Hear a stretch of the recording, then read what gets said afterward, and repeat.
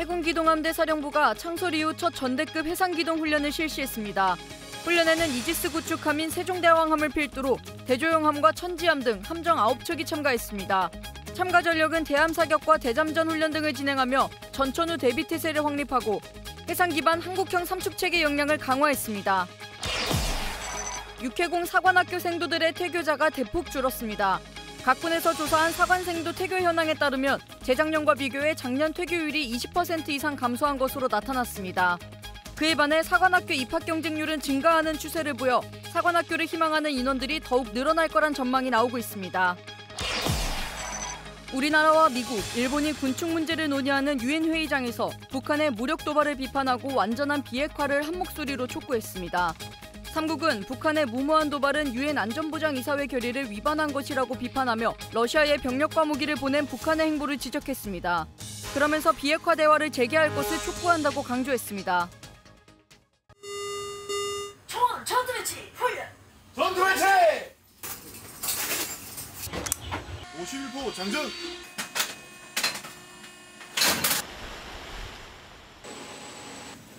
조준사격 지시 수신, 조준사격 준비하겠음. 좋아! 쏘기샷! 쏘기샷! 파이어!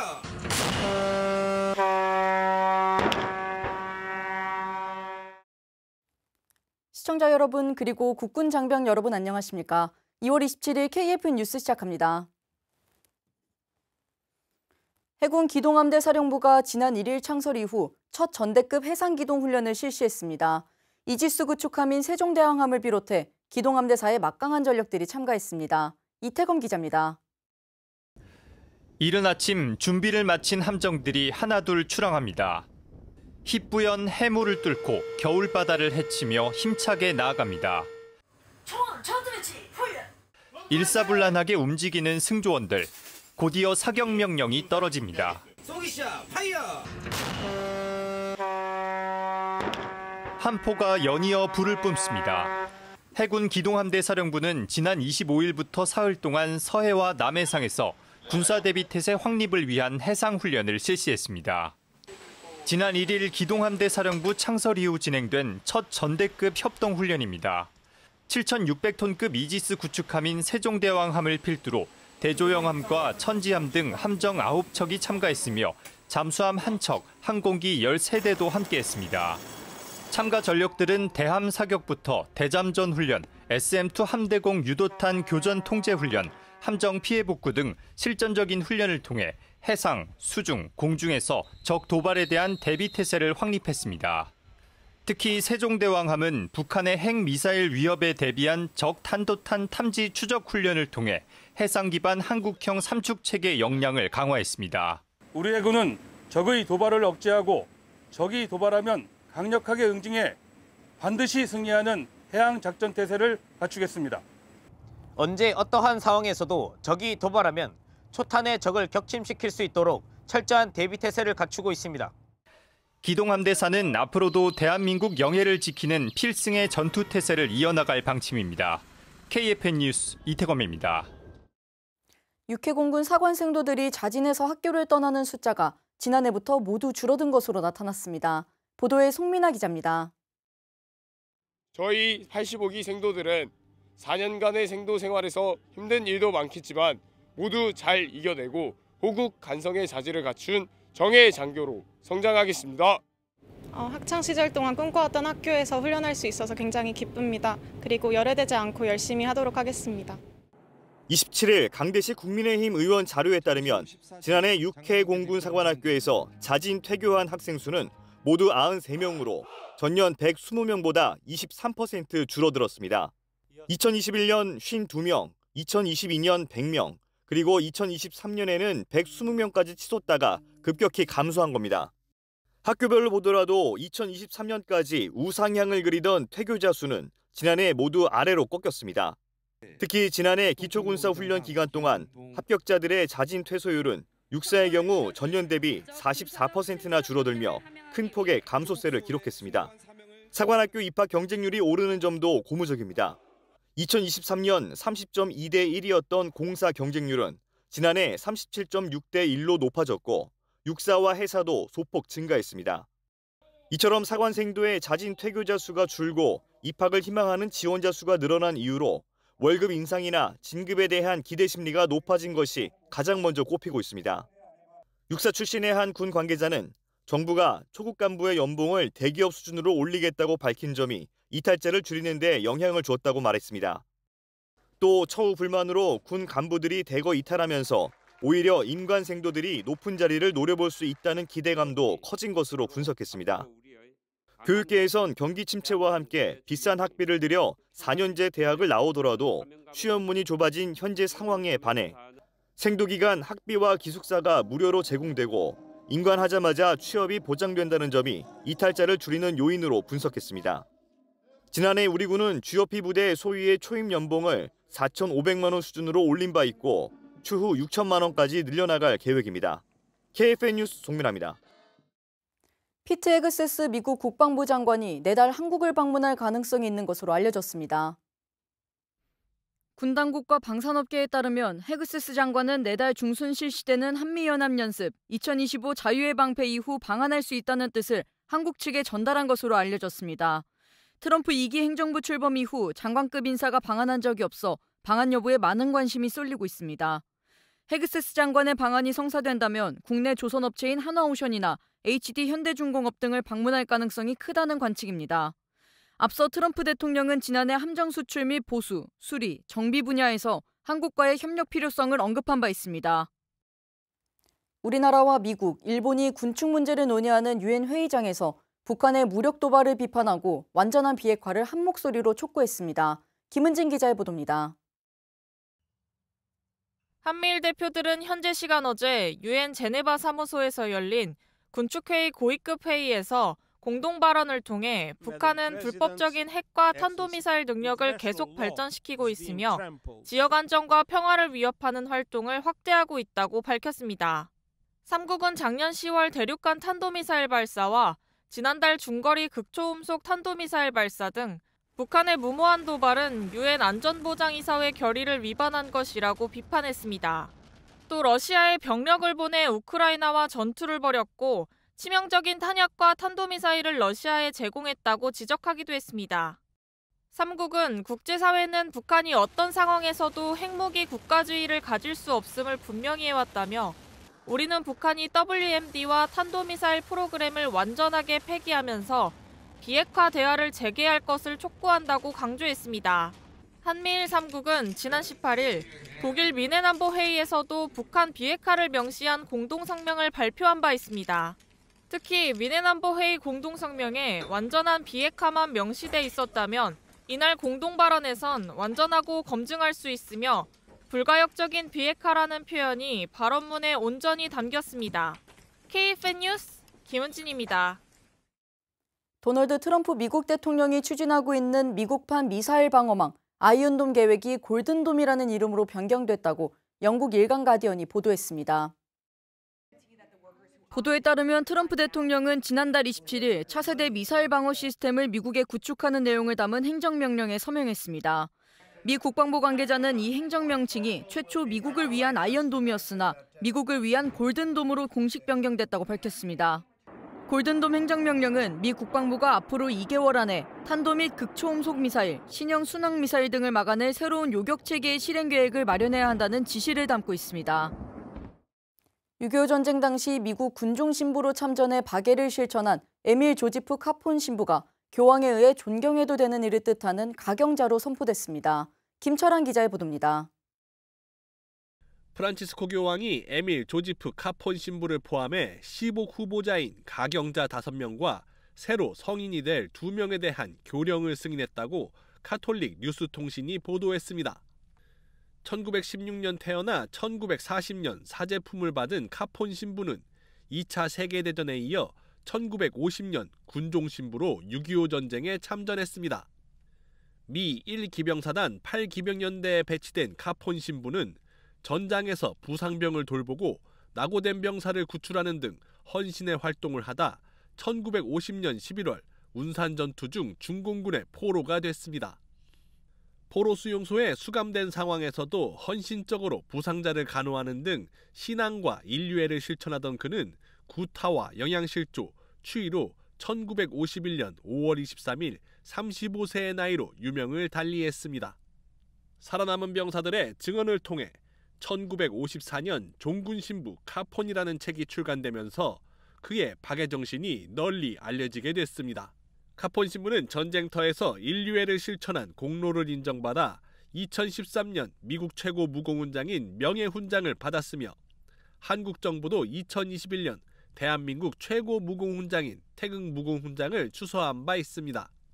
프란치스코 교황은 지난 2017년 시복 절차에 목숨을 바치는 것이라는 새로운 기준을 도입했으며 전장에서 자기 희생을 보여준 카폰 신부는 새 기준에 따라 가경자 칭호를 받게 됐습니다. KFN 뉴스 김철환입니다. 김태형 제42대 국방부 장관이 어제 향년 76세를 일기로 별세했습니다. 육군사관학교 29기인 김 전 장관은 23사단장과 수도방위 사령관, 합참의장 등을 역임한 후 지난 2009년 국방부 장관에 취임해 맡은 임무를 수행했습니다. 김 전 장관의 발인은 3월 1일입니다.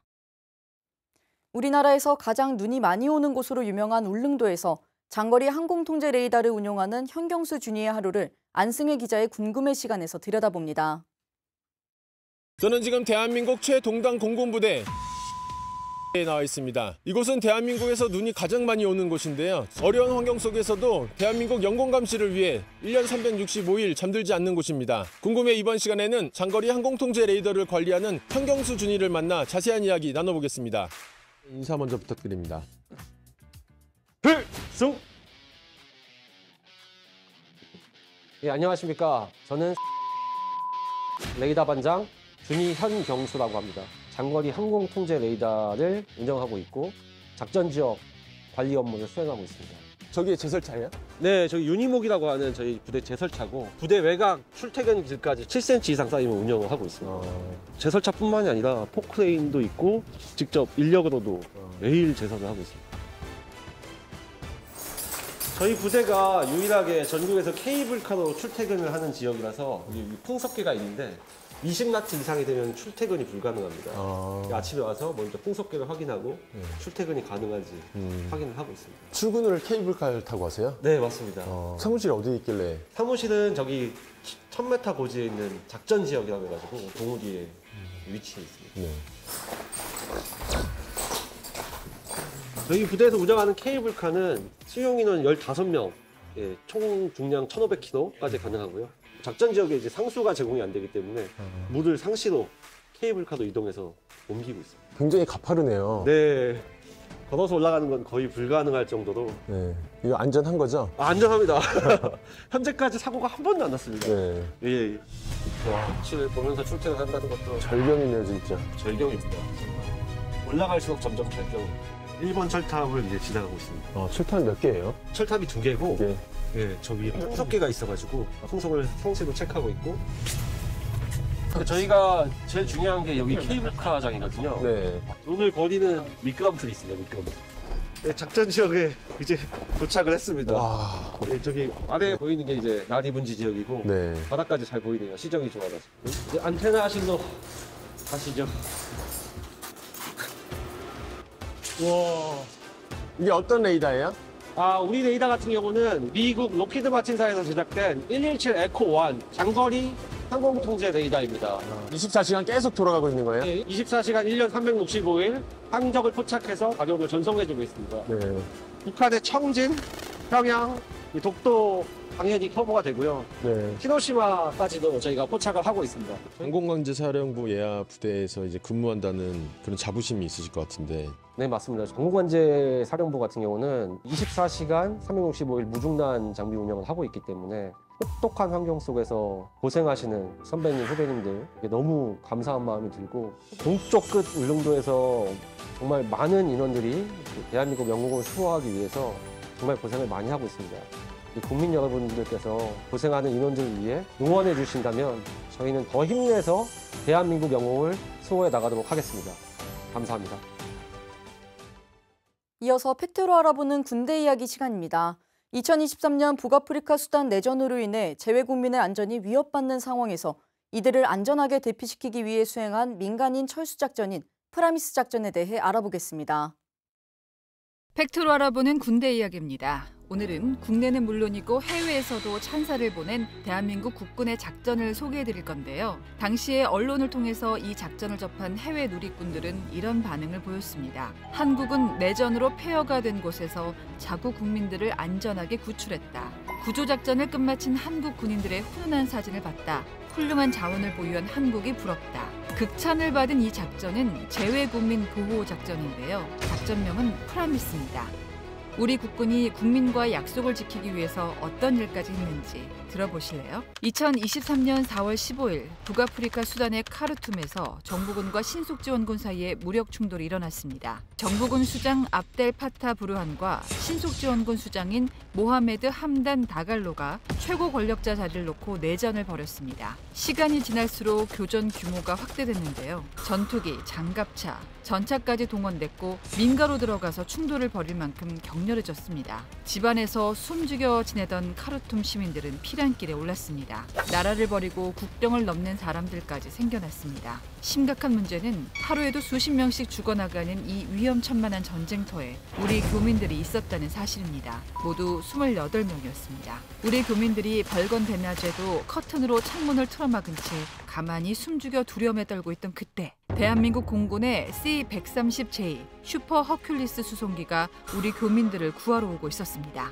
김해 기지를 출발해서 무박 2일의 강행군으로 수단 인근의 지부티 공항으로 이동했습니다. C-130J엔 우리 국민들의 안전과 우발 상황에 대비해서 육군 특전사 707 특수임무단과 공군 공정통제사 요원들도 탑승하고 있었습니다. 이 수송기의 최종 목적지는 카르툼과 840km나 떨어진 포트 수단이었는데요. 여기엔 이유가 있었습니다. 대한민국 국방부와 외교부는 수단 교전 상황부터 공항, 도로 상황까지 모든 정보를 미국을 비롯한 우방국과 공유하고 있었습니다. 이 정보들을 바탕으로 카르툼보다는 포트 수단에서 국군과 우리 교민들이 만나는 게 더 안전하다고 판단한 거죠. 프라미스 작전은 우리 국군이 위험 지역에 있는 재외국민을 안전하게 대한민국까지 후송하는 작전으로 무려 50시간이 넘는 대장정이었습니다. 먼저 우리 교민들이 카르툼에서 포트 수단까지 버스를 타고 이동했습니다. 선두 차량인 아랍에미리트를 포함해서 6대의 버스가 함께 움직였는데요. 여기엔 우리 교민뿐만 아니라 다른 나라 국민들도 있었습니다. 36시간을 달려서 무사히 포트 수단에 도착한 우리 교민들은 C-130J 수송기를 타고 사우디아라비아에 있는 제다로 이동했습니다. 제다 공항에는 KC-330 다목적 공중급유 수송기가 교민들을 기다리고 있었습니다. 마지막은 제다에서 서울까지 가는 여정이었는데 비행시간만 무려 13시간이었습니다. 지칠 대로 지친 우리 교민들을 위해서 대한민국 공군은 소소하지만 정성이 가득 담긴 선물을 준비했습니다. 다양한 연령대의 교민들의 나이대에 맞는 물품을 구비했고 장시간 긴장 상태에 있었던 교민들의 속이 불편하지 않도록 죽 종류의 부드러운 식사도 준비했습니다. 4월 25일 오후 3시 57분 우리 교민 28명을 태운 KC-330 수송기가 서울공항에 도착했습니다. 국민과의 약속, 프라미스 작전 임무가 종료됐습니다. 대한민국 정부와 국군은 국민 한 사람의 생명과 안전을 책임지겠다는 약속을 지켰습니다. 프라미스 작전이 성공한 배경에는 국민의 안전을 지키겠다는 목표 아래 긴밀하게 협업한 정부 유관부처, 동맹국 미국을 포함한 우방국과의 공조, 육해공군 합동 전력의 조화, 임무를 수행한 장병들의 투철한 군인 정신이 있었습니다. 우리 시공실 대원들을 보고 눈시울이 붉어진 수단 교민들을 보며 군인으로서 보람과 긍지를 느꼈습니다. 앞으로도 국민의 생명과 안전을 끝까지 책임지기 위해 혼신의 힘을 다하겠습니다. 긴박한 현지 상황 속에서도 긴장을 늦추지 않고 끝까지 최선을 다해서 임무를 수행했기 때문에 이번 프라미스 작전도 성공할 수 있었습니다. 긴박하게 시작된 작전이었지만 우리 국민들을 안전하게 우리 모국 대한민국으로 모실 수 있게 되어 기쁩니다. 우리 군은 언제 어디서든 반드시 임무 완수하겠습니다. 애니타임, 애니플레이스. 세계 곳곳에서 C-130을 운용하는 많은 구대가 사용하는 구호입니다. 이 구호처럼 우리 국군은 국민의 생명과 안전을 지키기 위해서 언제든지 국민이 필요한 곳이라면 어디든 달려간다는 각오로 혼신의 노력을 다하고 있습니다. 지금까지 팩트로 알아보는 군대 이야기였습니다.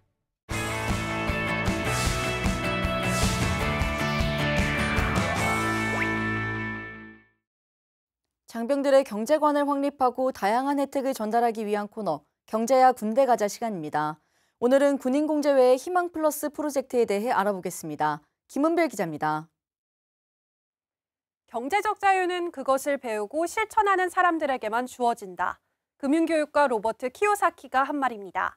하지만 그만큼 가장 어렵고 막막한 것이 개인의 자산 관리인데요. 이를 위해서 국방부가 간부들을 위한 재무설계 컨설팅을 무료로 지원한다는 사실 알고 계셨나요? 재무설계 컨설팅 서비스는 개인이나 기업의 재무 목표를 효과적으로 달성하기 위해 다양한 영역에서 전략적인 계획을 수립하는 과정입니다. 국방부는 간부들의 건전한 자산 관리를 돕고 경제적 자립 역량 제고를 위해 군인공제회와 함께 이런 서비스를 제공하는 희망 플러스 프로젝트를 지난 2023년 7월 1일부터 시행하고 있습니다. 함정 근무로 인해서 가족과 쉽게 연락을 할 수가 없게 되고 이제 신경 쓰일 수밖에 없는 상황이 발생할 수 있습니다. 이렇게 되면은 이제 다음에 출동 업무에 있어서 이제 온전히 그 임무에 이제 집중하지 못하게 돼서 되게 효율이 되게 낮아지게 되겠죠. 이 희망 플러스 프로젝트는 이렇게 단순히 초급 간부의 재정적인 안정을 넘어서 이제 개인 생활 부분에 심리적인 이제 안정감을 이제 가져다 줌으로써 궁극적으로는 임무 수행에 몰입하게 하는 효과를 저희는 기대를 하고 있습니다. 군인공제회 회원퇴직급여 19자 이상 가입된 회원이라면 간부, 군무원 누구나 무료 서비스 대상이며 대면뿐만 아니라 온라인 상담도 가능합니다. 더욱 전문적인 서비스를 위해 국방부는 한국재무설계에 사업을 위탁했으며 위험 설계, 은퇴 설계, 부동산 설계, 상속 설계, 투자 설계, 세금 설계 이렇게 총 6가지 서비스 영역에서 컨설팅을 받을 수 있습니다. 전역을 5년 앞두고 계신 상사님이셨는데요. 이 상사님께서 재무설계 컨설팅을 신청한 목표는 은퇴 이후의 자금 마련과 또 자녀들에 대한 학자금 마련이었습니다. 더불어서 은퇴 이후에 주택까지 마련할 수 있으면 너무 좋을 것 같다라는 의견을 주셨는데요. 특별 공급 분양이라든가 이런 주택자금 마련할 수 있도록 시드머니를 마련해드리는 계기를 컨설팅을 해드렸고 만족도는 상당히 높았습니다. 재무설계 컨설팅 서비스에 대한 간부들의 만족도 평가는 전반적으로 매우 긍정적인 결과를 보이고 있습니다. 응답자의 86.5%가 향후 재무적으로 긍정적인 변화를 기대한다고 답했으며 이 중에서 91.6%는 컨설팅 서비스가 지속될 경우 꾸준히 참여할 의향이 있다고 밝혔습니다. 상담을 위한 신청은 군인공제회 홈페이지에 접속해 기본 정보와 원하는 상담 내용을 등록하면 됩니다. 개인의 자산 관리에서 더 나아가 금전 영역에 있어 심리적인 안정감을 제공할 수 있는 만큼 많은 간부들이 희망 플러스 프로젝트를 통해 걱정 없이 군복무에 전념할 수 있겠습니다.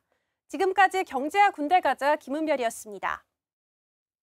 이어서 오늘의 국방단신 전해드립니다. 육군 1군단 특공연대는 어제부터 이틀간 하나고등학교 신입생들의 병영체험을 지원했습니다. 이번 병영체험에는 신입생 205명이 참여했습니다. 첫째 날에는 제식훈련과 페이트탄 사격, 레펠 체험 등을 진행하고 둘째 날에는 장갑차와 전차, 자주포 등 장비를 관람하면서 우리 군의 강인함과 무기체계의 우수성을 체험했습니다. 공군 제1전투비행단이 24일부터 27일까지 25-1차 전투태세 훈련에 돌입했습니다. 훈련은 신속한 전시전환과 초전 대응 능력 숙달, 개인별 임무 수행 능력 향상에 중점을 두고 시행됐습니다. 부대원들은 개전 초기 대응력 향상을 위한 위기조치반 소집을 시작으로 동시다발적 적 침투에 대응하는 야간 기지방어 훈련 등으로 전시 임무 절차를 속달했습니다. 국방대학교는 오늘 충남 논산시 국방대 본교 컨벤션 센터에서 2025년도 학위과정 입학식을 개최했습니다. 행사에는 입학생과 교직원 등 300여 명이 참석했습니다. 신입생은 안보정책과 전략학, 국방관리와 국방과학에 관한 전문 지식을 공부하고 실무적인 응용력을 쌓기 위한 교육을 받을 예정입니다.